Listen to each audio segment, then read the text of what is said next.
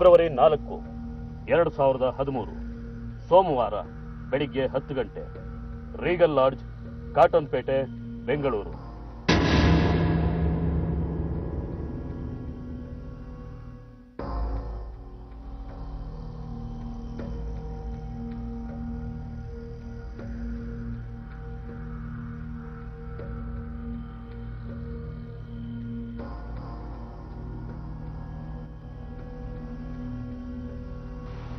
Sir, room number 110ರಲ್ಲಿ ಯಾರು ಇಲ್ಲ sir. ಎಷ್ಟೇ ತಟ್ಟರು ಬಾಗಿಲು ತೆಗಿತಲ್ಲ, ಯಾರು ಇಲ್ಲ ಅನ್ಸುತ್ತೆ ಸರ್. ಅದೇ ನಿನ್ನೆ ಬೆಳಗ್ಗೆ ಬಂದಲ್ಲ ಅವರೇನಾ? ಹೌದು ಸರ್, ಬೆಳಗ್ಗೆ ಅವನು ಬಂದ, ಆಮೇಲೆ ಯಾರೋ ಹುಡುಗಿ ಬಂದ್ರು ಸರ್ ಮಧ್ಯಾಹ್ನ.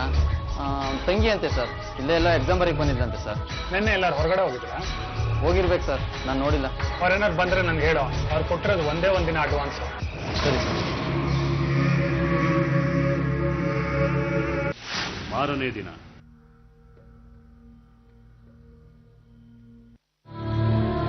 ರವಿ ಸರ್. ರೂಮ್ ನಂಬರ್ 110 ನೋಡ್ಕೊಂಡ್ ಹೋಗೋ. 2 ದಿವಸದಿಂದ ಬಾಡಿಗೆನೆ ಕೊಟ್ಟಿಲ್ಲ. ಸರಿ ಸರ್.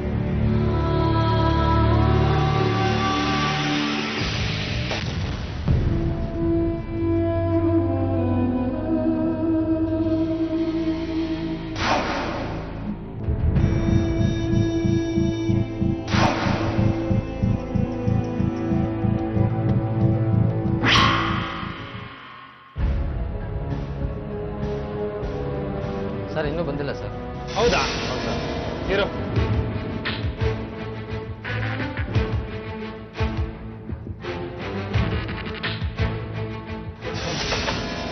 ಏನಾಯ್ತು ಸರ್? ನಾಟ್ ರೀಚಬಲ್ ಬರ್ತಾ ಇದೆ ಕಣ. ಸರ್ ಬನ್ನಿ ಸರ್, ಡೂಪ್ಲಿಕೇಟ್ ಕೀ ಇದೆಯಲ್ಲ, ಓಪನ್ ಮಾಡುವ ನಾವೇ. ಬೇಡ, ಇವತ್ತೊಂದು ದಿವಸ ಕಾದ್ ನೋಡೋಣ. ಅವನ ಹೆಸರೇನಂದ್ರಿ ಸರ್? ಸಂತೋಷ್ ಅಂತ. ಇಂಥ ಒಂದು ಕುತೂಹಲದ ಜೊತೆಗೆ ಪ್ರಾರಂಭ ಆಗುತ್ತೆ ಇವತ್ತಿನ ಕಥೆ. ಇದೊಂದು ವಿಶೇಷವಾದ ಅನುಭವ ನೀಡುವಂಥ ಕಥೆ, ಜೊತೆಗೆ ಎಚ್ಚರಿಕೆಯ ಸಂದೇಶ ನೀಡುವಂಥ ಕುತೂಹಲಕಾರಿ ಕಥೆ. ಇದೇ ವರ್ಷ ಕಳೆದ ಫೆಬ್ರವರಿ 3ನೇ ತಾರೀಕು ಸಂತೋಷ್ ಅನ್ನೋ ಯುವಕ ಬೆಂಗಳೂರಿನ ಕಾಟನ್ ಪೇಟೆಯಲ್ಲಿರೋ ರೀಗಲ್ ಲಾಡ್ಜ್ಗೆ ಬಂದು ಒಂದು ರೂಮ್ನ ಬಾಡಿಗೆಗೆ ತಗೋತಾನೆ. ತನ್ನ ತಂಗಿ CET ಎಕ್ಸಾಮ್ ಬರೆಯೋಕೆ ಬರ್ತಿದ್ದಾಳೆ ಅಂತ ಹೇಳಿ ಮಧ್ಯಾಹ್ನ 12 ಗಂಟೆಗೆ ಅವಳನ್ನು ಕರ್ಕೊಂಡ್ ಬರ್ತಾನೆ.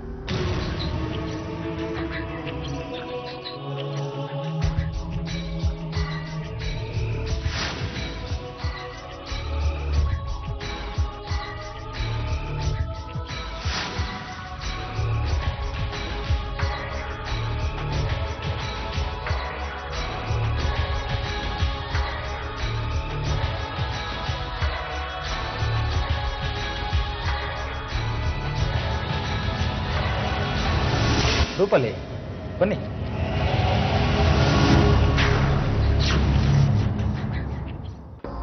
ಹಾಗೆ ಫೆಬ್ರವರಿ 3ನೇ ತಾರೀಕು ರೀಗಲ್ ಲಾಡ್ಜ್ನ ರೂಮ್ನಲ್ಲಿ ಉಳ್ಕೊಂಡ ಅಣ್ಣ ತಂಗಿ 2 ದಿನ ಆದ್ರೂ ವಾಪಸ್ ಬರೋದಿಲ್ಲ.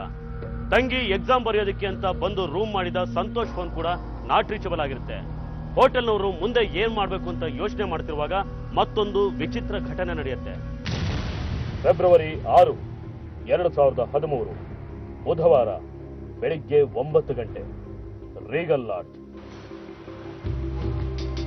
ರೂಮ್ ಖಾಲಿ ಮಾಡ್ತಾ ಇದ್ದೀನಿ, ಬಿಲ್ ಸೆಟ್ಲ್ ಮಾಡ್ಕೊಳ್ಳಿ. ಯಾಕೆ ಸರ್, ಇನ್ನೂ 2 ದಿವಸ ಬೆಂಗಳೂರಲ್ಲೇ ಇರ್ತೀನಿ ಅಂತ ಇದ್ರಿ? ಬೆಂಗಳೂರಲ್ಲಿ ಇರ್ತೀನಿ, ಆದ್ರೆ ನಿಮ್ ಲಾಡ್ಜ್ ಅಲ್ಲಿ ಇರಲ್ಲ, ಬೇರೆ ಲಾಡ್ಜಿಗೆ ಹೋಗ್ತಾ ಇದ್ದೀನಿ. ಯಾಕೆ ಸರ್, ಏನಾದ್ರು ತೊಂದರೆ ಆಯ್ತಾ? ತೊಂದ್ರೆನಾ? ಮೊದ್ಲು ಹೋಗಿ ರೂಮ್ ನ ನೋಡಿ, ಗಬ್ಬು ವಾಸನೆ ಬರ್ತಾ ಇದೆ. ನಿಮಗೆ ರೂಮ್ ಮೇಂಟೆನೆನ್ಸ್ ಮಾಡಕ್ ಬರುತ್ತಾ? ವಾಸನೆನಾ? ಆತರ ಏನಿಲ್ವಲ್ಲ ಸರ್. 1 ನಿಮಿಷ ರೂಮ್ ಚೆಕ್ ಮಾಡಿಸ್ತೀನಿ. ನೋಡಿ ಸರ್, ನನಗೆ ಟೈಮ್ ಇಲ್ಲ, ಮೊದ್ಲು ನನಗೆ ಬಿಲ್ ಸೆಟ್ಲ್ ಮಾಡ್ಕೊಡಿ. ಆಯ್ತು ಸರ್, 1 ನಿಮಿಷ. ಸರ್, 2,000 ಅಡ್ವಾನ್ಸ್ ಕೊಟ್ಟಿದ್ರೆ ಮಿಕ್ಕಿದ ಹಣ ಎಲ್ಲಿದೆ ತಗೊಳ್ಳಿ. ಬಿಲ್ ಕೊಡಿ. ನೋಡಿ sir.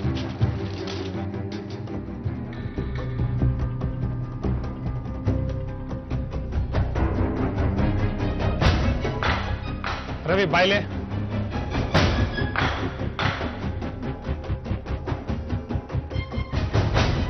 Sir, room number 10ನ phone ಮಾಡಿದ್ರು ಸರ್. 110 ಕತೆ ಬಿಡೋ, ಆ 109 ಕ್ಲೀನ್ ಮಾಡ್ಲಿಲ್ವೇನಾ? ಅದೇನೋ ಕೆಟ್ಟ ವಾಸನೆ ಬರ್ತಾ ಇದೆ ಅಂತ ಖಾಲಿ ಮಾಡ್ಕೊಂಡು ಹೋದ್ರು. ಹೋಗ್ ನೋಡು, ಇಲಿಗಿಲಿ ಏನಾದ್ರು ಸತ್ತಿರ್ಬೇಕು. ಸರಿ ಸರ್. ಹೋಗ್ ನೋಡು.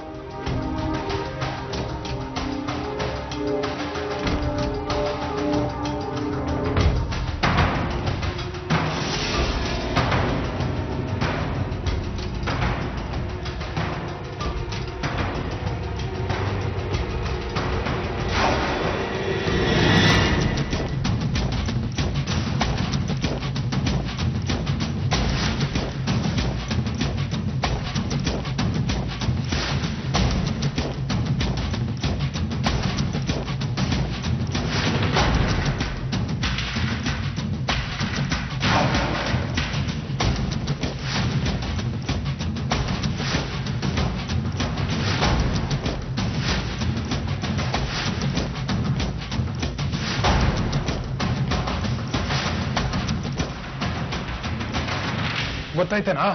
ಸರ್ ವಾಸನೆ ಬರ್ತಿದೆ ಸರ್, ಎಲ್ಲ ಕಡೆ ಹುಡುಕ್ತೆ ಏನೂ ಕಾಣ್ತಿಲ್ಲ ಸರ್. ಸರಿಯಾಗಿ ನೋಡ್ದೇನೋ? ಹೊರಗಡೆ ಕೂಡ ವಾಸನೆ ಬರ್ತಾ ಇದೆ. ಸರ್ ಹೊರಗಡೆ ಏನೋ ಸತ್ತಿರ್ಬೇಕು ಸರ್. ಬನ್ನಿ ಸರ್ ನೋಡುವ.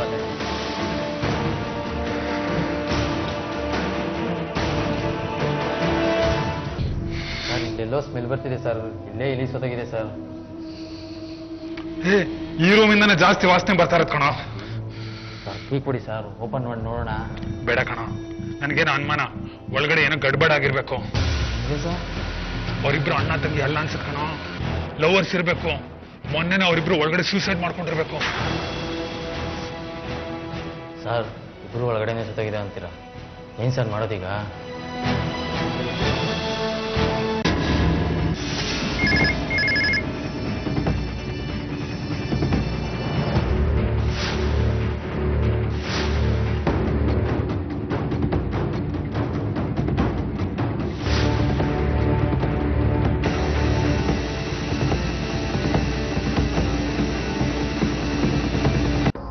ಫೆಬ್ರವರಿ 3ನೇ ತಾರೀಕು ರೂಮ್ ಬಾಡಿಗೆ ಪಡ್ಕೊಂಡ ಸಂತೋಷ್ ಅನ್ನೋ ವ್ಯಕ್ತಿ ಆ ರೂಮ್ಗೆ ಕರ್ಕೊಂಡ್ ಬಂದಿದ್ದು ನಿಜವಾಗ್ಲೂ ಅವನ ತಂಗಿನ. ಅವರಿಬ್ರು ಒಳಗಡೆ ಆತ್ಮಹತ್ಯೆ ಮಾಡ್ಕೊಂಡಿದಾರ. ಅವರು ಆತ್ಮಹತ್ಯೆ ಮಾಡ್ಕೋಬೇಕು ಅಂತಾನೆ ರೂಮ್ನ ಬಾಡಿಗೆ ಪಡ್ಕೊಂಡ್ರ ಏನೂ ಗೊತ್ತಿಲ್ಲ. ರೀಗಲ್ ಲಾಡ್ಜಿಂದ ಫೋನ್ ಬಂದ ತಕ್ಷಣ ಕಾಟನ್ಪೇಟೆ ಪೊಲೀಸರು ಲಾಡ್ಜ್ಗೆ ಹೋಗ್ತಾರೆ. ಆದ್ರೆ ಅನ್ಕೊಂಡಿದ್ದೆ ಬೇರೆ, ಅಲ್ಲಿ ನಡೆದಿದ್ದೇ ಬೇರೆ.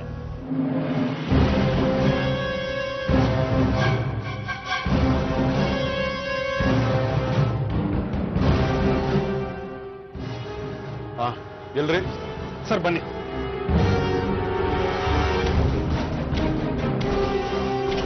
ಏನ್ ಹೆಸರು ಕೊಟ್ಟಿದ್ದಾರೆ ಸರ್ ಸಂತೋಷ್ ಕುಮಾರ್ ಅಂತ. ಹುಡುಗಿ ಹೆಸರೇನು ಗೊತ್ತಿಲ್ಲ. ಏನ್ ಅಡ್ರೆಸ್ ಕೊಟ್ಟಿದ್ದಾರೆ? ಕಾನ್ಪುರ್ ಉತ್ತರ ಪ್ರದೇಶ. ಅಣ್ಣ ತಂಗಿ ಅಂತ ಹೇಳಿದ್ರು. ಅದಲ್ಲದೆ ತಂಗಿಗೆ CET ಎಕ್ಸಾಮ್ ಇದೆ ಅಂತಾನು ಹೇಳಿದ್ರು.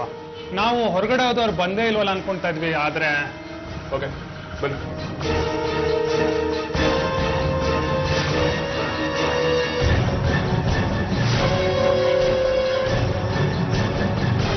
ಮಗ ತೆಗೀರಿ.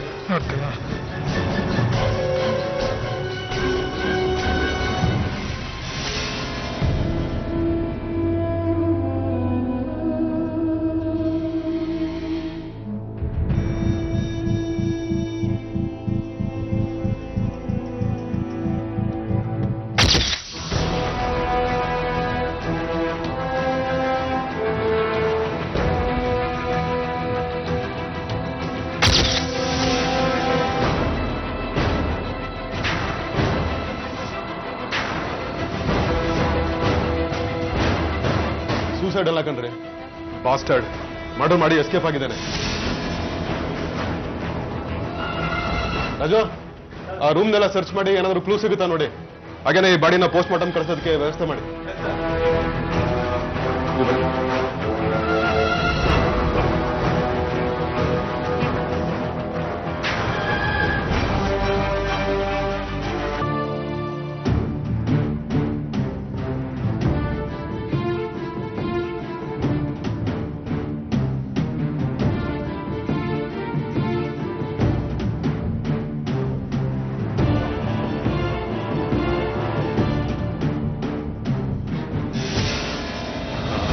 ಹೆಸರೇನಂದ್ರೆ?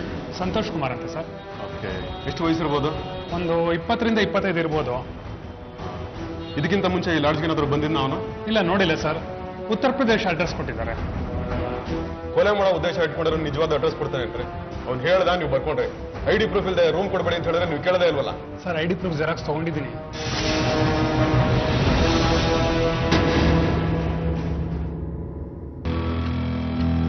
ಅಲ್ಲಿ ನೋಡಿದ್ರೆ ಉತ್ತರ ಪ್ರದೇಶ ಅಂತ ಕೊಟ್ಟಿದ್ದಾನೆ, ಇಲ್ಲಿ ನೋಡಿದ್ರೆ ತಮಿಳ್ನಾಡು ಅಡ್ರೆಸ್ ಇದೆ. ಕೊಲೆ ಆಗಿರೋದು ಬೆಂಗಳೂರಲ್ಲಿ. ಒಂದಕ್ಕೊಂದು ಕನೆಕ್ಟ್ ಆಗ್ತಿಲ್ವಲ್ರಿ ಸರ್? ಯಾವುದಕ್ಕೂ ನಾವು ಒಂದ್ಸಲ ಹೋಗಿ ವಿಚಾರಿಸ್ಕೊಂಬರೋದು ಒಳ್ಳೇದು ಸರ್. ನಾನು DCP ಸಾಹೇಬ್ರ ಹತ್ರ ಮಾತಾಡ್ತೀನಿ. ನೀವೊಂದು ಕೆಲಸ ಮಾಡಿ, ಒಂದು ತಂಡ ಮಾಡಿಕೊಂಡು ಚಿದಂಬರಂಗೆ ಹೋಗಿ ಬನ್ನಿ. ಸರ್ ನಾನು ಇವತ್ತೇ ಹೊರಡ್ತೀನಿ ಸರ್. ಅಲ್ಲ ರೀ, ಆ ಹುಡುಗಿ ಕೊಲೆ ವಿಚಾರದಲ್ಲಿ ಏನಾದ್ರು ಗೊತ್ತಾಯ್ತಾ? ಇಲ್ಲ ಸರ್, ಏನು ಪ್ರೂಫ್ ಇಲ್ಲದೆ ಮಾಡ್ಬೋದು. ಎಲ್ಲ ಪ್ಲಾನ್ ಮಾಡ್ಕೊಂಡೇ ಬಂದಿದ್ದಾನೆ ರೀ. ಎಲ್ಲ ಚಾಕು ಇರುತ್ತಗಳೇ, ಬರ್ಬೇಕಂದ್ರೆ ಚಾಕು ತಗೊಂಡು ಬಂದಿದ್ದಾನೆ. ಸರ್ ಅವನು ಲಾಡ್ಜಲ್ಲಿ ಹೇಳ್ಕೊಂಡಿರೋ ಥರ ಇಬ್ಬರು ಅಣ್ಣ ತಂಗಿ ಅಂತ ಅನ್ಸೋದಿಲ್ಲ ಸರ್. ನನಗೂ ಹಾಗೆ ಅನಿಸ್ತಾ ಇದ್ರೆ. ಲಾಡ್ಜಲ್ಲಿ ರೂಮ್ ತಗೊಳ್ಳೋಕ್ಕೋಸ್ಕರ ಅವನು ಈ ರೀತಿ ಹೇಳಿದ್ದಾನೆ. ಹುಡುಗಿ ಯಾರು ಅಂತ ಗೊತ್ತಾದರೆ ನಮಗೆ ಎಲ್ಲ ಇನ್ಫಾರ್ಮೇಷನ್ ಗೊತ್ತಾಗುತ್ತೆ. ನೀವೊಂದು ಕೆಲಸ ಮಾಡಿ, ಈ ಡೀಟೇಲ್ಸ್ನ ಎಲ್ಲ ಸ್ಟೇಷನ್ಗೂ ಮೇಲ್ ಮಾಡಿ. Okay okay okay sir. ವಿಚಿತ್ರ ನೋಡಿ, ಕೊಲೆ ಮಾಡಿದವನು ಯಾರು ಅನ್ನೋದಕ್ಕಿಂತ ಮೊದಲು ಕೊಲೆ ಆಗಿರೋ ಯುವತಿ ಯಾರು ಅನ್ನೋದೇ ಗೊತ್ತಾಗೋದಿಲ್ಲ. ಪೊಲೀಸರು ಈ ಮಾಹಿತಿನ ಎಲ್ಲ ಕಡೆ ಕಳಿಸುತ್ತಾರೆ. ಲಾಡ್ಜ್ನಲ್ಲಿ ಸಿಕ್ಕಿದ ಐಡಿ ಪ್ರೂಫ್ ಇಟ್ಕೊಂಡು ಒಂದು ಟೀಮ್ ತಮಿಳುನಾಡಿನ ಚಿದಂಬರಂಗೂ ಹೋಗುತ್ತೆ. ಈ ಟೈಮ್ನಲ್ಲಿ ಬೆಂಗಳೂರಿನ ಒಂದು ಬ್ಯಾಂಕ್ ಕಚೇರಿಲಿ ಒಂದು ಘಟನೆ ನಡೆಯುತ್ತೆ.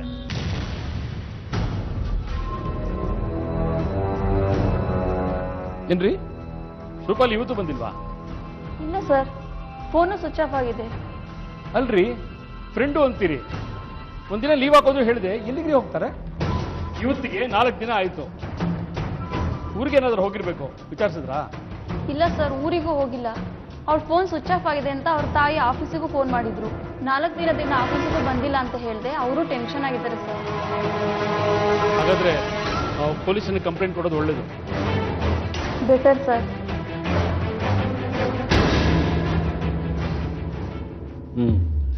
ಇವರನ್ನ ನೋಡಿ ರೂಪಾಲಿ ಮಿಶ್ರಾ, ಗುರುತು ಸಿಗೋದು ಸ್ವಲ್ಪ ಕಷ್ಟ ಆಗುತ್ತೆ. ಸರಿಯಾಗಿ ನೋಡ್ರಿ ಸರ್. ಇದೇನು ಸರ್, ಏನಾಯ್ತು ಸರ್ ರೂಪಾಲಿಗೆ? ಅವ್ರ ಕೊಲೆ ಆಗಿದೆ.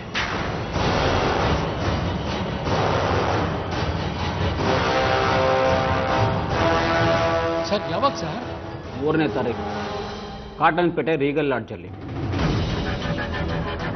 ಕಡೆಯದಾಗಿ ರೂಪಾಲಿ ಕೆಲ್ಸಕ್ಕೆ ಬಂದಿದ್ದೆ ಅವತ್ತು. 3ನೇ ತಾರೀಕೆ ಸರ್?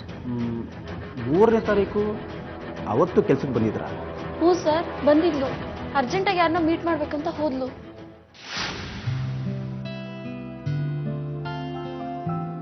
ಭಾರತಿ, ನಾನು ಸ್ವಲ್ಪ ಆಚೆ ಹೋಗ್ಬಿಟ್ಟು ಬರ್ತೀನಿ, ಮ್ಯಾನೇಜ್ ಮಾಡ್ತೀಯಾ? ಏನಷ್ಟು ಅರ್ಜೆಂಟು? ಯಾರನ್ನ ಮೀಟ್ ಮಾಡಕ್ ಹೋಗ್ತಿದ್ಯಾ? ನಮ್ಮೂರಿಂದ ಯಾರೋ ಬಂದಿದ್ದಾರೆ, ಅವ್ರನ್ನ ಮೀಟ್ ಮಾಡ್ಕೊಂಡು ನಾನು ಬಂದ್ಬಿಡ್ತೀನಿ. ಸರಿ, ಬಾಯ್. ಬಾಯ್. ರೂಪಾಲಿ ಅವ್ರಿಗೆ ಮದುವೆ ಆಗಿಲ್ಲ? ಇಲ್ಲ ಸರ್. ಅವ್ರಿಗೆ ಬಾಯ್ ಫ್ರೆಂಡು, ಲವ್ವರು ಈ ಥರ ಯಾರಾದರೂ ಇದ್ರಾ? ಅವಳ ಪರ್ಸನಲ್ ವಿಷಯ ನನ್ನ ಹತ್ರ ಹೇಳ್ಕೊತಾ ಇರಲಿಲ್ಲ ಸರ್. ನನಗೆ ಗೊತ್ತಿದ್ದಾಗೆ ಆ ಥರ ಯಾರೂ ಇರಲಿಲ್ಲ. ಸರಿ, ನೀವು ಹೊರಡಿ. ಏನಾದರೂ ವಿಚಾರ ಇದ್ದರೆ ಫೋನ್ ಮಾಡಿ ಹೇಳ್ತೀನಿ. ಸರ್, ಅವ್ರ ತಾಯಿಗೆ ವಿಷಯ ತಿಳಿಸಿದ್ರಾ? ಈಗ ತಾನೇ ನೀವು ಬಂದು ಇವರೇ ರೂಪಾಲಿ ಅಂತ ಹೇಳಿದ್ದೀರ. ಈಗ ಅವ್ರ ತಾಯಿಗೆ ವಿಚಾರ ತಿಳಿಸ್ತೀನಿ. ಅವರಿಂದ ಕೊಲೆಗಾರನ ಬಗ್ಗೆ ಏನಾದರೂ ವಿಚಾರ ತಿಳಿಸ್ತೀನಿ. ಕೊನೆಗೂ ಕೊಲೆಯಾದ ಯುವತಿ ಯಾರು ಅಂತ ಗೊತ್ತಾಗುತ್ತೆ. ಬೆಂಗಳೂರಿನ ಬ್ಯಾಂಕ್ ಒಂದರಲ್ಲಿ ಕೆಲಸ ಮಾಡ್ತಾ ಇದ್ದ ರೂಪಾಲಿ ಮಿಶ್ರಾ ಕೊಲೆಯಾದ ಯುವತಿ. ಮೂಲತಃ ಉತ್ತರ ಪ್ರದೇಶದ ಕಾನ್ಪುರ್ ನಿವಾಸಿಯಾದ ರೂಪಾಲಿ ಬೆಂಗಳೂರಿಗೆ ಕೆಲಸ ಹುಡ್ಕೊಂಡು ಬಂದಿತ್ತು. 3-4 ವರ್ಷಗಳ ಹಿಂದೆ ಬ್ಯಾಂಕ್ ಒಂದರಲ್ಲಿ ಮ್ಯಾನೇಜರ್ ಆಗಿ ಕೆಲಸ ಮಾಡ್ತಿದ್ದ ತಂದೆ ವಿದ್ಯಾಧರ ಮಿಶ್ರಾ ತೀರ್ಕೊಂಡ ನಂತರ ಮನೆ ಜವಾಬ್ದಾರಿ ರೂಪಾಲಿ ಮೇಲೆ ಬಿದ್ದಿತ್ತು. ತಾಯಿ ಕಲ್ಪನಾ ಮಿಶ್ರಾ ಗೃಹಿಣಿ. ಇನ್ನೂ ಓದ್ತಾ ಇರೋ ತಮ್ಮ ಹಾಗೂ ತಂಗಿಗೋಸ್ಕರ ರೂಪಾಲಿ ಕೆಲಸ ಹುಡ್ಕೊಂಡು ಬರಲೇಬೇಕಾಗಿತ್ತು. ಆದ್ರೆ ಕೆಲ್ಸಕ್ಕೆ ಸೇರಿ ಇನ್ನೂ 1 ವರ್ಷ ತುಂಬೋ ಮೊದಲೇ ರೂಪಾಲಿ ಕೊಲೆಯಾಗಿ ಹೋಗ್ತಾಳೆ. ಯಾಕೆ? ಪೊಲೀಸ್ನವರಿಂದ ಈ ಆಘಾತಕಾರಿ ಸುದ್ದಿ ಗೊತ್ತಾದ ತಕ್ಷಣ ರೂಪಾಲಿಯ ತಾಯಿ ಬೆಂಗಳೂರಿಗೆ ಆತುರಾತುರವಾಗಿ ಬರ್ತಾರೆ.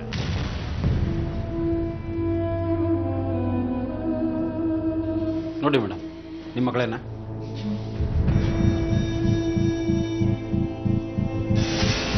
ರೂಪಾಲಿ? ಹೌದು ಸರ್, ನನ್ನ ಮಗಳೇ.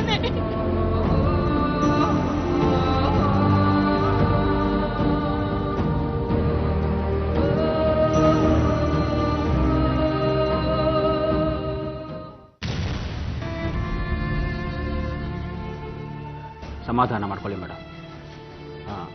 ನಿಮಗೆ ಯಾರ ಮೇಲಾದರೂ ಅನುಮಾನ ಇದೆಯಾ? ಇಲ್ಲ ಸರ್, ಅವಳಿಗೆ ಯಾರೂ ಶತ್ರುಗಳೇ ಇರಲಿಲ್ಲ. ಎಲ್ಲರ ಜೊತೆಗೂ ಚೆನ್ನಾಗೇ ಇದ್ಲು. ಆದರೆ ಕೊಲೆ ನಡೆದ ದಿವಸ ಊರಿಂದ ಯಾರೋ ಬರ್ತಿದ್ದಾರೆ ಅಂತ ನಿಮ್ಮ ಮಗಳು ಬ್ಯಾಂಕಲ್ಲಿ ಹೇಳಿ ಹೋಗಿದ್ದಾಳೆ. ಅದೇ ನನಗೂ ಅರ್ಥ ಆಗ್ತಾ ಇಲ್ಲ ಸರ್.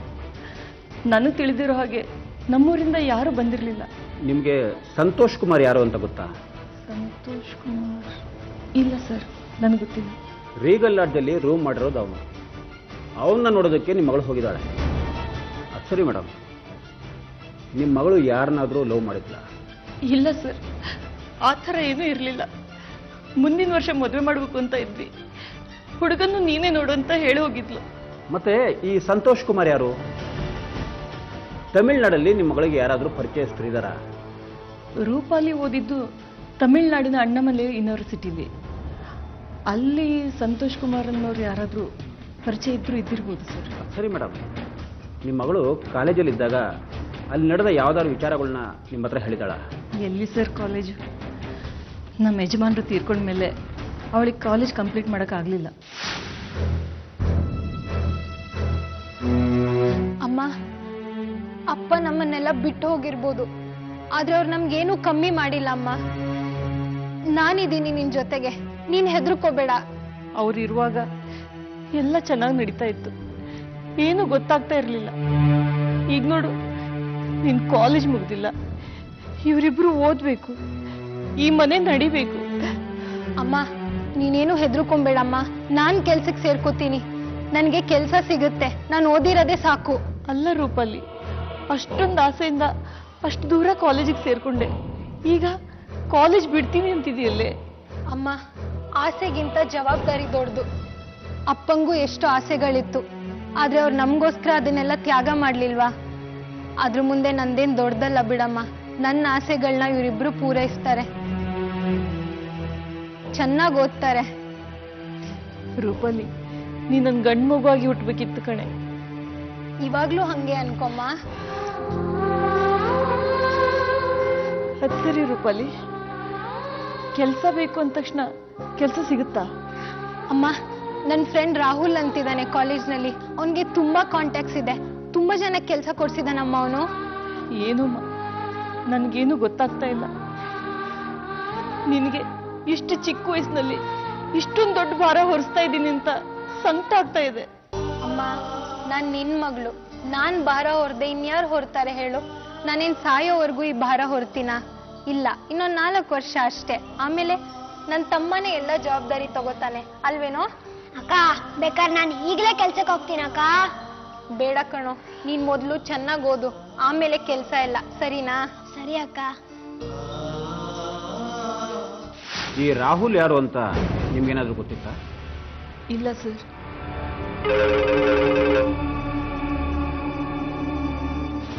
ಹೇಳಿ. ಹಲೋ, ನಾನು ಸರ್ ಸಂತೋಷ್ ಕುಮಾರ್ ಸಿಕ್ಕಿದ್ದೇನೆ ಸರ್. ವೆರಿ ಗುಡ್, ಕರ್ಕೊಂಡು ಬನ್ನಿ ಅವನು. ಸರಿ ಸರ್, ಬರ್ತಾ ಇದ್ವಿ. ಕರ್ಕೊಂಬರ್ರಿ ಅವನು. ಸರ್, ನಂದೇನು ತಪ್ಪಿಲ್ಲ, ಬಿಟ್ಬಿಡಿ ಸರ್. ನಿಂದೇನು ತಪ್ಪಿದೆಯೋ ಇಲ್ವೋ ಬೆಂಗಳೂರು ನಡಿ, ಎಲ್ಲ ಗೊತ್ತಾಗುತ್ತೆ.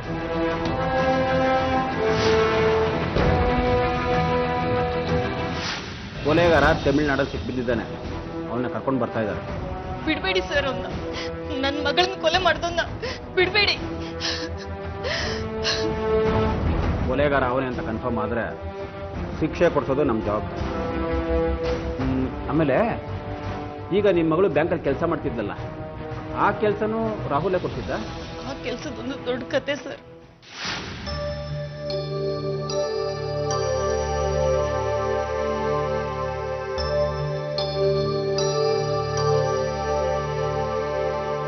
ರೂಪಲಿ, ಯಾಕೆ ಬೇಜಾರಲ್ಲಿದೆಯಾ? ನೀನ್ ತಮಿಳ್ನಾಡಿಗೆ ಹೋಗಿ ಬಂದಾಗಿಂದ ನೋಡ್ತಾ ಇದ್ದೀನಿ, ತುಂಬಾ ಡಲ್ ಆಗಿದೆಯಾ, ಯಾಕೆ? ಅದೇಮ್ಮ, ಕೆಲ್ಸದ ವಿಷಯ. ನಾನು ಹೇಳಿರ್ಲಿಲ್ವಾ ಕೆಲಸ ಸಿಗೋದಷ್ಟು ಸುಲಭ ಅಲ್ಲ ಅಂತ? ಕೆಲ್ಸ ಸಿಗುತ್ತಮ್ಮ, ಆದ್ರೆ 2 ಲಕ್ಷ ರೂಪಾಯಿ ಕೊಡ್ಬೇಕು.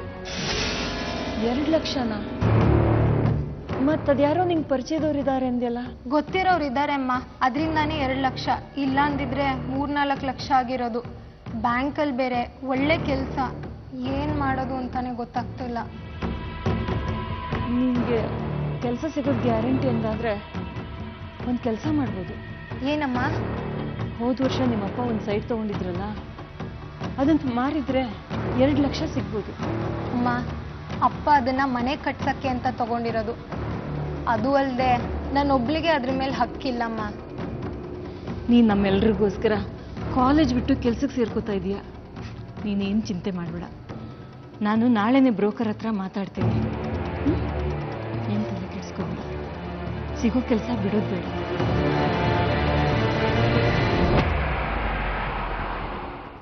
ಸೈಟ್ ಇತ್ತು ಸರ್, ಅದನ್ನ ಮಾರಿ 2 ಲಕ್ಷ ರೂಪಾಯಿಗೆ ಕೊಟ್ಟಿದ್ದೆ. ಅವಳು ಅದನ್ನ ರಾಹುಲ್ಗೆ ಕೊಟ್ಟಿದ್ಲು. ಇದಾಗಿ 1.5 ವರ್ಷ ಆಯ್ತು ಸರ್. ಆಮೇಲೆ ಗೊತ್ತಾಯ್ತು ನಾವು ಮೋಸ ಹೋದ್ವಿ ಅಂತ ಸರ್. ರಾಹುಲ್ ಆ ದುಡ್ಡು ತಗೊಂಡು ಹೋದವನು ರೂಪಲ್ಲಿ ಕೆಲಸನೇ ಕೊಡಿಸ್ಲಿಲ್ಲ. ಸರಿ ಮೇಡಮ್, ಅವನು ದುಡ್ಡು ವಾಪಸ್ ಕೊಡ್ಲಿಲ್ವಾ? ಎಲ್ಲಿ ಕೊಡ್ತಾನೆ ಸರ್?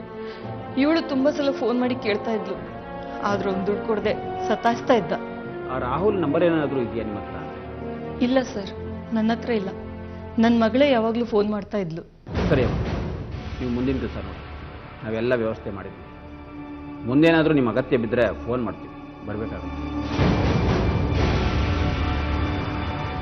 ತಮಿಳುನಾಡಲ್ಲಿ ಸಂತೋಷ್ ಕುಮಾರ್ನ ಪೊಲೀಸರು ಅರೆಸ್ಟ್ ಮಾಡಿ ಕರ್ಕೊಂಡು ಬರ್ತಾರೆ. ಅವನು ಕಾಟನ್ ಪೇಟೆಯ ರೀಗಲ್ ಲಾಡ್ಜ್ನಲ್ಲಿ ರೂಮ್ ಮಾಡಿದ್ದವನು. ಮತ್ತೆ ಅದೇ ದಿನ ಅದೇ ರೂಮ್ನಲ್ಲಿ ರೂಪಾಲಿ ಕೊಲೆ ಆಗಿತ್ತು. ಅವನೇ ಕೊಲೆಗಾರ ಅನ್ನೋದು ಮೇಲ್ನೋಟಕ್ಕೆ ಸಾಬೀತಾಗಿದ್ರು. ಸಂತೋಷ್ ಕುಮಾರ್ಗೂ ರೂಪಾಲಿಗೂ ಏನ್ ಸಂಬಂಧ, ಕೊಲೆ ಮಾಡುವಂತ ದ್ವೇಷ ಏನು ಅನ್ನೋದು ಗೊತ್ತಿಲ್ಲ. ಈ ನಡುವೆ ರೂಪಾಲಿ ತಾಯಿ ರಾಹುಲ್ ಹೆಸರು ಹೇಳಿದ್ದಾಳೆ. ರಾಹುಲ್ ಕೆಲಸ ಕೊಡಿಸ್ತೀನಿ ಅಂತ ಹೇಳಿ 2 ಲಕ್ಷ ತಗೊಂಡು ಮೋಸ ಮಾಡಿದ್ದ. ಹೀಗಾಗಿ ರೂಪಾಲಿ ಕೊಲೆಯಲ್ಲಿ ರಾಹುಲ್ ಪಾತ್ರ ಏನು ಅನ್ನೋದು ಕುತೂಹಲಕಾರಿಯಾಗಿತ್ತು. ತನಿಖೆ ಈ ಹಂತದಲ್ಲಿರುವಾಗ ಅರೆಸ್ಟ್ ಆಗಿರೋ ಸಂತೋಷ್ ಕುಮಾರ್ ಹಿಂದಿನ ಸತ್ಯ ಪೊಲೀಸರ ಅನುಮಾನನೇ ಸುಳ್ಳು ಮಾಡಿತ್ತು.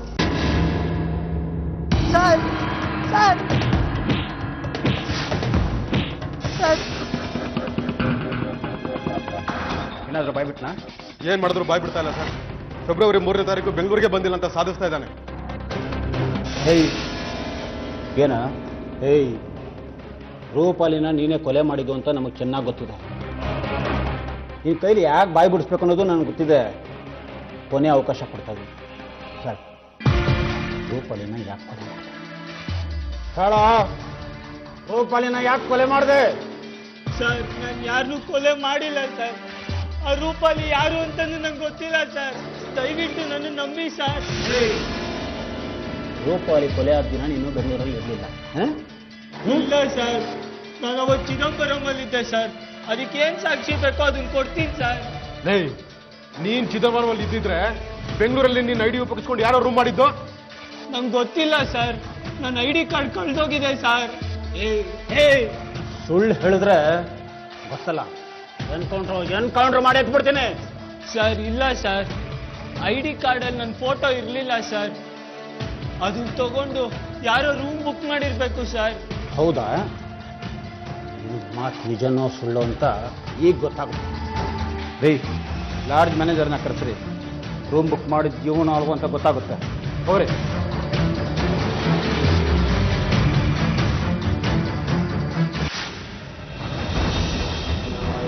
ರೀ, ನಿಮ್ಮ ಲಾಡ್ಜ್ ಬಂದು ರೂಮ್ ಬುಕ್ ಮಾಡಿದ ಜೀವನೇನ್ರಿ? ಇವನಲ್ಲ ಸರ್. ರೀ, ಅದೇ ನೋಡಿ ಹೇಳ್ರಿ. ಸರ್ ಇವನಲ್ಲ ಸರ್, ಅವ್ನ ಮುಖ ನನಗೆ ಚೆನ್ನಾಗಿ ನೆನಪಿದೆ. ಸರ್, ನಾನು ಹೇಳಿಲ್ವಾ ಸರ್? ಸುಮ್ಮನೆ ಅಲ್ಲಿಂದ ಕರ್ಕೊಂಬಂದು ಹೊಡೆದ್ರಲ್ಲ ಸರ್. ಸರ್ ಸರ್, ಈಗ ನಾನು ಬಿಟ್ಟು ಕಳಿಸಿ ಸರ್. ಸರ್ ಸರ್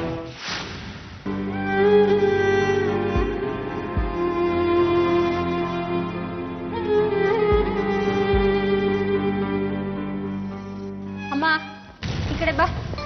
ಯಾಕೆ? ಏನಾಯ್ತು? ಇವತ್ತು ನೀನ್ ರೆಸ್ಟ್ ತಗೋ. ಎಲ್ಲ ಕೆಲ್ಸನೂ ನಾನೇ ಮಾಡ್ತೀನಿ. ಯಾವಾಗ್ಲೂ ಕೆಲಸ ಮಾಡ್ತಿರ್ತೀಯ, ಬೇಜಾರಾಗೋದಿಲ್ವಮ್ಮ ನಿನ್ಗೆ? ಮನೆ ಕೆಲಸ ಮಾಡೋದ್ರಲ್ಲಿ ಎಂತದೇ ಬೇಜಾರು? ಇವತ್ತು ನೀನ್ ರೆಸ್ಟ್ ತಗೋ, ಎಲ್ಲ ಕೆಲಸ ನಾನೇ ಮಾಡ್ತೀನಿ, ಸರಿನಾ? ನೀನು 2 ದಿನ ರಜೆಗಂತ ಬಂದಿದೀಯಾ, ಅಲ್ಲಿ ಬ್ಯಾಂಕ್ ಕೆಲಸ ಮಾಡಿ ಸುಸ್ತಾಗಿರ್ತೀಯ. ಮನೆಗೆ ಬಂದ್ಮೇಲಾದ್ರೂ ಆರಾಮಾಗಿರ್ಬಾರ್ದಾ? ಅಮ್ಮ, ನಿನ್ ಜೊತೆ ಇದ್ರೆ ಸುಸ್ತು ಇಲ್ಲ, ಎಂಥದೂ ಇಲ್ಲ. ಅಲ್ಲಿ ನೋಡಲ್ಲಿ ನಿನ್ ಮಕ್ಳು ಆಟ ಆಡ್ತಿದ್ದಾರೆ. ಹೋಗು, ನೀನು ಆಟ ಆಡ್ ಹೋಗು. ಏನು? ನಾನು ಆಟ ಆಡೋದಾ ಈ ವಯಸ್ಸಲ್ಲಿ? ಅಮ್ಮ, ಆಟಕ್ಕೆ ವಯಸ್ಸು ಅಡ್ಡ ಬರಲ್ಲ, ಮನ್ಸು ಅಡ್ಡ ಬರುತ್ತೆ. ಆ ಮನ್ಸನ್ನ ಒಂಚೂರು ಸರ್ಸ್ ನೋಡು, ಚಿಕ್ಕಳಾಗೋಗ್ತೀಯ ನೀನು. ಹೌದು ಕಣೆ ರೂಪಲ್ಲಿ, ಇಷ್ಟು ವರ್ಷ ಜೊತೆಗಿದ್ದು ನಿನ್ನ ತಂದೆ ಬಿಟ್ಟು ಹೋದ್ಮೇಲೆ ನನ್ನ ಜೀವನನೇ ಮುಗಿದೋಯ್ತು ಅಂದ್ಕೊಂಡಿದ್ದೆ. ಆದರೆ ಅವರೆಲ್ಲೂ ಹೋಗಿಲ್ಲ, ನಿನ್ನ ರೂಪದಲ್ಲಿ ನನ್ನ ಜೊತೆಗಿದ್ದಾರೆ. ನಿನ್ನಂಥ ಮಗಳನ್ನ ಪಡೆದಿದ್ದು ನನ್ನ ಜನ್ಮ ಸಾರ್ಥಕ ಕಣೆ. ಅಮ್ಮ, ಈಗ ಸೆಂಟಿಮೆಂಟ್ ಡೈಲಾಗ್ ಎಲ್ಲ ಬೇಕಾ? ಹೋಗು, ನೀನ್ ಹೋಗಿ ರೆಸ್ಟ್ ತಗೋ. ನಾನು ಅಡ್ಗೆ ಮಾಡ್ಬೇಕು. ಬೆಂಗಳೂರಿಂದ ಹೊಸ ರುಚಿ ಕಲ್ತ್ಕೊಂಡ್ ಬಂದಿದ್ದೀನಿ. ಅಡ್ಗೆ ಮಾಡ್ತೀನಿ, ನೋಡು ಹೆಂಗಿರುತ್ತೆ ಅಂತ. ನೀನೇನ್ ಮಾಡಿದ್ರು ಚೆನ್ನಾಗಿರುತ್ತೆ. ಯಾಕೆ ಹೇಳು? ನಿನ್ ಮನ್ಸು ಅಷ್ಟೇ ಚೆನ್ನಾಗಿದೆ. ಅಮ್ಮ, ಮನ್ಸು ಚೆನ್ನಾಗಿದೆ ಅನ್ಬಿಟ್ಟು ಉಪ್ಪು ಕಮ್ಮಿ ಹಾಕಿದ್ರೆ ರುಚಿಯಾಗಿರತ್ತಾ ಹೇಳು? ಸರಿ, ನೀನು ಕಾಲ್ ನೋವು ಅಂತ ಹೇಳ್ತಿದ್ಯಲ್ಲ, ನಾನು ಡಾಕ್ಟರ್ ಹತ್ರ ಅಪಾಯಿಂಟ್ಮೆಂಟ್ ತಗೊಂಡಿದ್ದೀನಿ, ಹೋಗಿ ಬರೋಣ. ಬೇಡ ಅಂತ ಮಾತ್ರ ಹೇಳ್ಬೇಡ. ಸರಿಮ್ಮ, ನೀನ್ ಹೇಗೆ ಹೇಳ್ತೀಯೋ ಹಾಗಾಗಲಿ.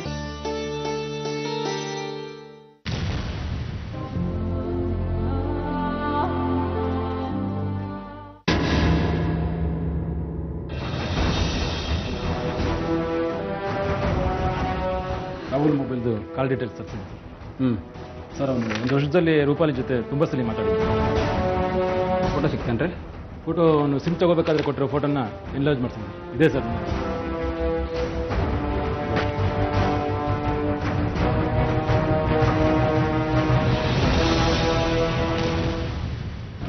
ಸರ್ ಬಿಟ್ಬಿಡಿ ಸರ್.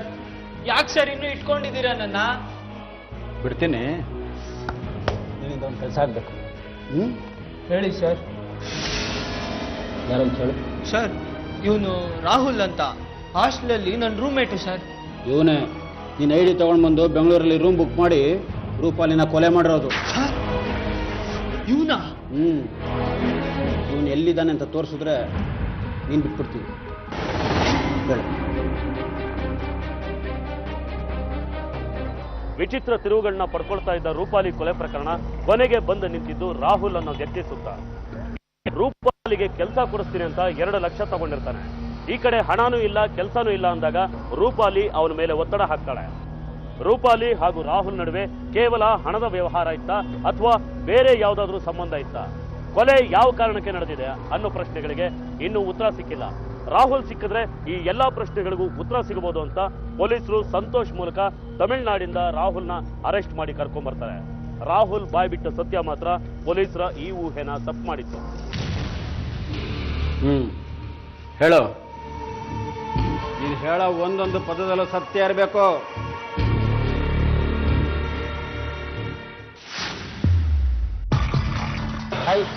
ಯಾಕೆ ಇಷ್ಟೊತ್ತು? ಸಾರಿ ಮಾ, ಟ್ರಾಫಿಕ್ ಲೇಟ್ ಆಯ್ತು. ಸರಿ, ನನ್ನ ಜಾಬ್ ಗ್ಯಾರಂಟಿ ತಾನೆ? ಜಾಬ್ ಗ್ಯಾರಂಟಿನೇ. ನನ್ನ ಮೇಲೂ ನಂಬಿಕೆ ಅಲ್ವಾ ನಿನಗೆ? ಹಂಗಲ್ಲ, ನಂಗೆ ಸ್ವಲ್ಪ ಕೆಲಸ ತುಂಬಾ ಅಗತ್ಯ ಇತ್ತು. ನೋಡು, ಇವ್ರಿಗೆ ಬೆಂಗಳೂರಲ್ಲಿ ತುಂಬಾ ಕಾಂಟ್ಯಾಕ್ಟ್ ಇದೆ. ICICI ಬ್ಯಾಂಕಲ್ಲಿ 1 ವಾರದಲ್ಲಿ ನಿಂಗೆ ಅಪಾಯಿಂಟ್ಮೆಂಟ್ ಲೆಟರ್ ಬರೋದು ಗ್ಯಾರಂಟಿ. 3 ಲಕ್ಷ ಅರೇಂಜ್ ಮಾಡ್ಬೇಕಾಗತ್ತೆ. ಮಾಡ್ತೀಯಾ? 3 ಲಕ್ಷನಾ? ನಿನಗೆ ಅಂತ 3 ಲಕ್ಷಕ್ಕೆ ಒಪ್ಸಿರೋದು, ಬೇರೆಯವ್ರಿಗೆಲ್ಲ 5 ಲಕ್ಷ ತಗೊಳ್ಳೋದು. ನಾವೇನು ಕಮಿಷನ್ ತಗೋತಲ್ಲಮ್ಮ ಇದರಲ್ಲಿ. ಸರಿ, ನಾನು ಹೆಂಗೂ ಅರೇಂಜ್ ಮಾಡ್ತೀನಿ. ಅದು ಜಾಬ್ ಪಕ್ಕ ತಾನೆ? ನೋಡಮ್ಮ, ಇವನೊಂದು ಕ್ಲೋಸ್ ಫ್ರೆಂಡ್ ಸತ್ಯಪ್ರಕಾಶ್ ಅಂತ. ಇವನ ಅಕೌಂಟ್ಗೆ ನೀನು ಡೈರೆಕ್ಟಾಗಿ ಅಕೌಂಟ್ ನಂಬರ್ ತಗೊಂಡು ಅಮೌಂಟ್ ಹಾಕು. ಏನೇ ಇದ್ರು ನೀವು ಇವನಿಗೆ ಡೈರೆಕ್ಟಾಗಿ ಅಮೌಂಟ್ ಕೊಡಿ. ಸರಿ. ನೋಡಿ, ನಾನು ಬೇಕಾದಷ್ಟು ಚೆನ್ನಾಗಿ ಕೆಲಸ ಕೊಡಿಸಿದ್ದೀನಿ. ನೀವು ನೋಡಿದ್ರೆ ರಾಹುಲ್ ಫ್ರೆಂಡ್ ಅಂತೀರಾ, ನಿಮಗೆ ಹೆಲ್ಪ್ ಮಾಡದೇ ಇರ್ತೀನಾ? ತಗೊಳ್ಳಿ, ಇದು ನನ್ನ ಕಾರ್ಡು. ಯಾವಾಗ ಬೇಕಾದರೂ ಫೋನ್ ಮಾಡಿ. Thank you.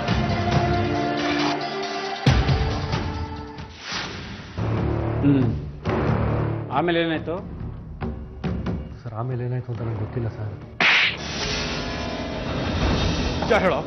ರೂಪಾಲಿ ನಿಂಗೆ ದುಡ್ಡು ಕೊಟ್ಟಿದ್ಲು, ನೀನೊಳಗೆ ಮೋಸ ಮಾಡ್ತಿದ್ದೆ. ದುಡ್ಡು ಕೊಡು ಅಂತ ಪೀಡಿಸಿದ್ಲು, ಅವಳನ್ನ ಕೊಂದೇ ಬಿಟ್ಟೆ ಅಲ್ಲ? ನಾನು ಹೇಳ್ತಾ ಇರೋದಲ್ಲ ನಿಜ ಸರ್. ಅವರಿಬ್ರು ಸೇರ್ಕೊಂಡು ನನಗೆ ಮೋಸ ಮಾಡಿದ್ರು ಸರ್. ರೂಪಾಲಿ ಮತ್ತೆ ಆ ಸತ್ಯಪ್ರಕಾಶ್ ಇಬ್ರು ಸೇರ್ಕೊಂಡು ಕಮಿಷನ್ ಕೊಡಬೇಕಾಗುತ್ತೆ ಅಂತ ನನ್ನ ದೂರ ಮಾಡಿದ್ರು ಸರ್. ಆಮೇಲೆ ಅವರಿಬ್ರು ಮಧ್ಯೆ ಏನಾಯ್ತು ನನಗೇನು ಗೊತ್ತು ಸರ್. ಹಾಗಾದ್ರೆ ಫೆಬ್ರವರಿ 3ನೇ ತಾರೀಕು ನೀನು ಬೆಂಗಳೂರು ಬಂದು ರೂಪಾಲಿನ ಕೊಲೆ ಮಾಡಲಿಲ್ಲ? ಇಲ್ಲ ಅಂತ ಹೇಳ್ತಾ ಇದ್ದೀರಾ ಸರ್, ದಯವಿಟ್ಟು ನನ್ನ ನಂಬಿ ಸರ್. ರೂಪಾಲಿ ಮಿಶ್ರಾ ಅಮಾನವೀಯವಾಗಿ ಕೊಲೆಯಾಗಿದ್ದು ನಿಜ. ಆಕೆ ಕೆಲಸ ಸಿಗುತ್ತೆ ಅನ್ನೋ ಆಸೆಯಿಂದ 2 ಲಕ್ಷ ಕೊಟ್ಟಿದ್ದು ನಿಜ. ಈ ಹಿನ್ನೆಲೆಯಲ್ಲಿ ಆಕೆ ಕೊಲೆ ಆಗಿರಬಹುದು ಅನ್ನೋದಕ್ಕೆ ಸಾಕಷ್ಟು ಅನುಮಾನಗಳಿದ್ರು ಯಾವುದೂ ಸಾಬೀತಾಗ್ತಾ ಇಲ್ಲ. ಮೊದಲು ಸಂತೋಷ್ ಕುಮಾರ್ ಅನ್ನೋ ವ್ಯಕ್ತಿ ಮೇಲೆ ಅನುಮಾನ ಬರುತ್ತೆ. ಆತನ ಹೆಸರಲ್ಲಿ ರೂಮ್ ಬುಕ್ ಆಗಿತ್ತು. ಆನಂತರ ರಾಹುಲ್ ಮೇಲೆ ಅನುಮಾನ ಬಂತು. ಆದ್ರೆ ಇವರಿಬ್ರು ಕೊಲೆಯಲ್ಲಿ ನೇರವಾಗಿ ಭಾಗಿಯಾಗಿಲ್ಲ. ಈಗ ಹೊಸದಾಗಿ ಡೌಟ್ ಬಂದಿರೋದು ಸತ್ಯಪ್ರಕಾಶ್ ಮೇಲೆ. ಆದ್ರೆ ಸತ್ಯಪ್ರಕಾಶ್ಗೆ ಕೊಲೆ ಮಾಡೋ ಉದ್ದೇಶ ಏನಿತ್ತು? ನಿಜಕ್ಕೂ ಅವನೇ ಕೊಲೆ ಮಾಡದ್ನ ಅಥವಾ ಇದ್ರ ಹಿಂದೆ ಬೇರೆ ಯಾರದಾದ್ರೂ ಕೈವಾಡ ಇತ್ತ? ಪೊಲೀಸ್ನವರು ಕೊನೆಗೆ ಸತ್ಯಪ್ರಕಾಶ್ ಅನ್ನು ಅರೆಸ್ಟ್ ಮಾಡ್ತಾರೆ. ಸರ್, ಇವನೇ ಸತ್ಯಪ್ರಕಾಶ್.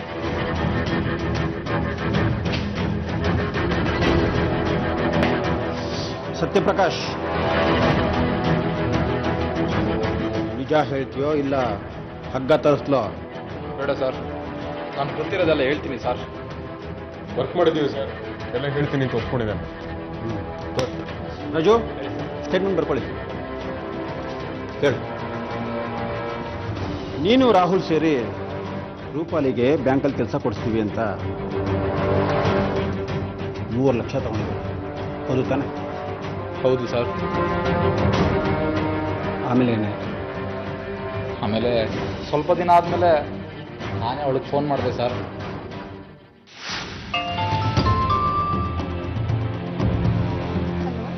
ಹಲೋ ರೂಪಾಲಿ, ನಾನು ಸತ್ಯಪ್ರಕಾಶ್. ಹೇಳಿ, ಏನಾಯ್ತು ಕೆಲ್ಸದ ವಿಷಯ? ಜಾಬ್ ರೆಡಿ ಇದೆ, ಅಮೌಂಟ್ ರೆಡಿ ಆಯ್ತಾ? ಅದು ಸ್ವಲ್ಪ ಪ್ರಾಬ್ಲಮ್ ಆಗಿದೆ, ನಂಗೆ ಅಷ್ಟೊಂದು ಅಮೌಂಟ್ ಅರೇಂಜ್ ಮಾಡೋಕ್ಕಾಗ್ತಾ ಇಲ್ಲ. ಒಂದು ಕೆಲಸ ಮಾಡಿ, ಹೇಗಾದರೂ ಮಾಡಿ 2 ಲಕ್ಷ ರೂಪಾಯಿ ಅರೇಂಜ್ ಮಾಡಿ. ನೀವು ನಮ್ಮ ಕ್ಯಾಸ್ಟ್ ಅಂತ ಗೊತ್ತಾಯ್ತು, ಅದಕ್ಕೋಸ್ಕರ ಮ್ಯಾಕ್ಸಿಮಮ್ ಕಡಿಮೆ ಮಾಡ್ತಿದ್ದೀನಿ. 2-3 ದಿನದಲ್ಲಿ ಅಮೌಂಟ್ನ ರೆಡಿ ಮಾಡ್ಕೊಂಬಿಟ್ಟು ಬೆಂಗಳೂರಿಗೆ ಬಂದ್ಬಿಡಿ. ಲೇಟ್ ಮಾಡಬೇಡಿ, ಜಾಬ್ ಮಿಸ್ ಆಗ್ಬಿಡುತ್ತೆ ಆಮೇಲೆ. ಇನ್ನೊಂದು ವಿಷಯ, ರಾಹುಲ್ಗೆ ಈ ವಿಷಯ ಗೊತ್ತಾಗಬಾರ್ದು. ಅವ್ನಿಗೇನಾದ್ರೂ ಗೊತ್ತಾದರೆ ಇನ್ನೂ ಜಾಸ್ತಿ ದುಡ್ಡು ಕೊಡಬೇಕಾಗುತ್ತೆ. ಸರಿ ಆಯಿತು, ನಾನು ಅರೇಂಜ್ ಮಾಡ್ತೀನಿ. ಸರಿ ಸರಿ ಆಯಿತು.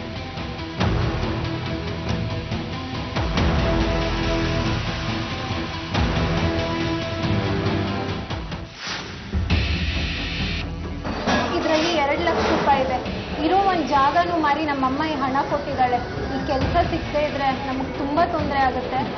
ಡೋಂಟ್ ವರಿ, ನೀವು ನಮ್ಮವ್ರೆ ಅಂದಮೇಲೆ ಇಷ್ಟು ಮಾಡದೇ ಇದ್ರೆ ಹೇಗೆ? ಇನ್ನು 2 ದಿನದಲ್ಲಿ ಎಲ್ಲ ಸರಿ ಹೋಗುತ್ತೆ. ಸರಿ, ರಾಹುಲ್ಗೇನು ಹೇಳೋದು? ಏನು ಹೇಳ್ಬೇಡ್ರಿ, ದುಡ್ಡು ಕೊಟ್ಟಿಲ್ಲ ಅಂತ ಹೇಳಿ. ಸುಮ್ಮನೆ ಅವನು ಗೊತ್ತಾದ್ರೆ 1 ಲಕ್ಷ ರೂಪಾಯಿ ಎಕ್ಸ್ಟ್ರಾ ಕೊಡಬೇಕಾಗುತ್ತೆ. ಹಣನ ಯಾಕೆ ಕಳ್ಕೋಬೇಕು? ಸರಿ, ಹಾಗಿದ್ರೆ ನಾನು ಬೆಂಗಳೂರಲ್ಲೇ ಇದ್ಬಿಟ್ಟು ಒಂದೇ ಸತಿ ಅಪಾಯಿಂಟ್ಮೆಂಟ್ ಆರ್ಡರ್ ತಗೊಂಡು ಹೋಗ್ತೀನಿ. ಬೇಡ ರೀ, ಸುಮ್ಮನೆ ನೀವು ಇಲ್ಲಿ ಯಾಕೆ ಆಯ್ತೀರಾ? ನೀವು ಊರಿಗೆ ಹೋಗಿ, ನಾನೇ ಫೋನ್ ಮಾಡ್ತೀನಿ ನಿಮಗೆ. ಸರಿ.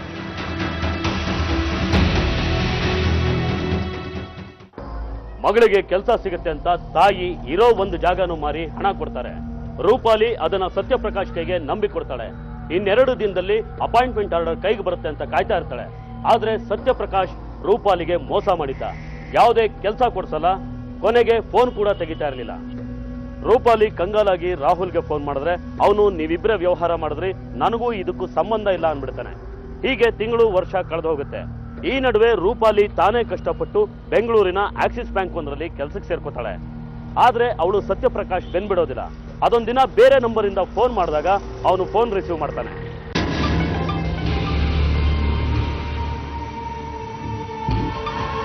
ಹಲೋ, ನಾನು ರೂಪಾಲಿ. ರೂಪಾಲಿ, ಅದು ನೋಡು, ನೀನ ಎಲ್ಲ ಬೇಡ. ಇನ್ನೊಂದು 2 ದಿವಸದಲ್ಲಿ ನೀನು ನನಗೆ ದುಡ್ಡು ಕೊಟ್ಟಿಲ್ಲ ಅಂದ್ರೆ ನಿನ್ನ ಹೆಸರು ಬರ್ದಿಟ್ಬಿಟ್ಟು ನಾನು ಆತ್ಮಹತ್ಯೆ ಮಾಡ್ಕೋತೀನಿ ಅಷ್ಟೇ. ಹೇ ರೂಪಾಲಿ, ನಿನ್ ದುಡ್ಡು ನನಗೆ ಯಾಕೆ? ಕೊಡ್ತೀನಿ. ಒಂದು ಕೆಲಸ ಮಾಡು, ಫೆಬ್ರವರಿ 3ನೇ ತಾರೀಕು ಬೆಂಗಳೂರಿಗೆ ಬರ್ತೀನಿ. ಆವಾಗ ನಿನ್ನ ಹಣನ ವಾಪಸ್ ಕೊಡ್ತೀನಿ, ಸರಿನಾ? ಫೆಬ್ರವರಿ 3ನೇ ತಾರೀಕು ಪಕ್ಕನಾ? ಪಕ್ಕ. ಸರಿ.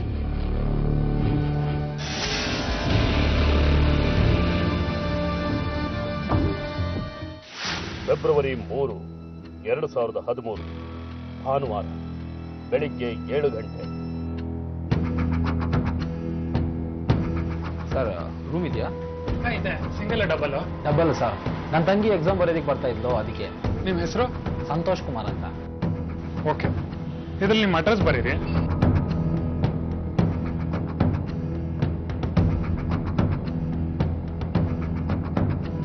ಹಾಗೆ ನಿಮ್ಮ ID ಪ್ರೂಫ್ ಕೊಡಿ, ಜೆರಾಕ್ಸ್ ಮಾಡಿಸ್ಕೊಂಡು ಕೊಡ್ತೀನಿ.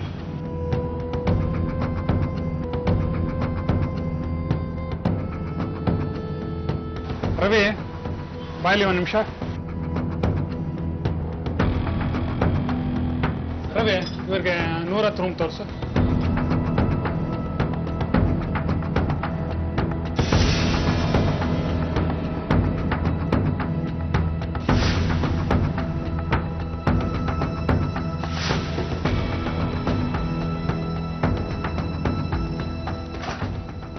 ಏನಾದ್ರು ಬೇಕಂದ್ರೆ ಫೋನ್ ಮಾಡಿ. ಸರಿನಾ, ಬಾಯ್.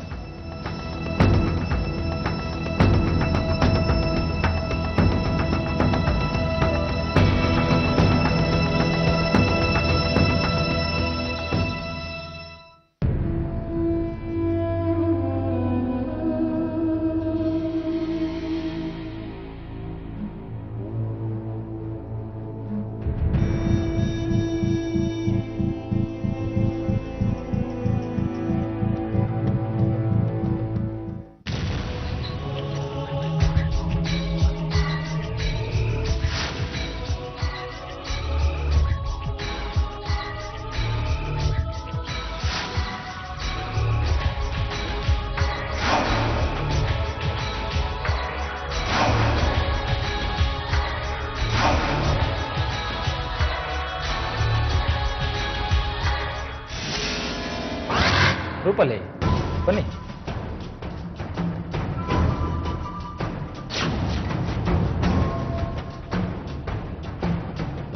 ನನ್ ದುಡ್ಡು ಕೊಡಿ, ನಾನು ಹೊರಡ್ತೀನಿ. ಬ್ಯಾಂಕಿಗೆ ನಾನು ಲೀವ್ ಹಾಕಿಲ್ಲ, ಪರ್ಮಿಷನ್ ತಗೊಂಡ್ ಬಂದಿದ್ದೀನಿ.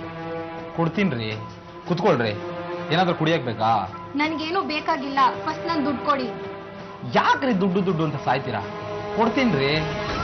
ರೂಪಾಲಿ, ನೀವ್ ಬಂದ್ರೆ ತುಂಬಾ ಇಷ್ಟ ರೀ. ನಾನ್ಸೆನ್ಸ್. ನಿಮ್ ಇಷ್ಟ ಕಟ್ಕೊಂಡು ನನ್ಗೇನ್ರಿ ಆಗ್ಬೇಕಾಗಿದೆ? ಫಸ್ಟ್ ನನ್ ದುಡ್ಡು ಕೊಡ್ರಿ, ನಾನು ಹೊರಡ್ತೀನಿ. ರೂಪಾಲಿ, ಏ, ಬಂದ್ಬೇಡ ರೂಪಾಲಿ.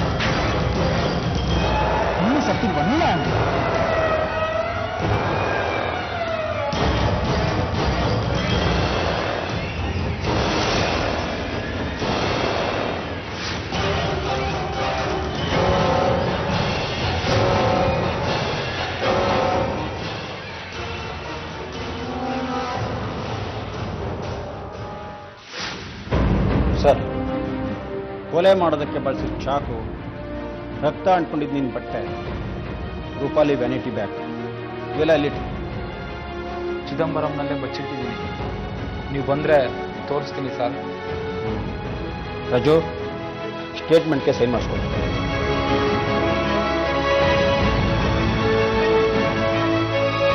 ಕರ್ಕೊಂಡೋಗಿ ಕಸ್ಟಡಿಗೆ.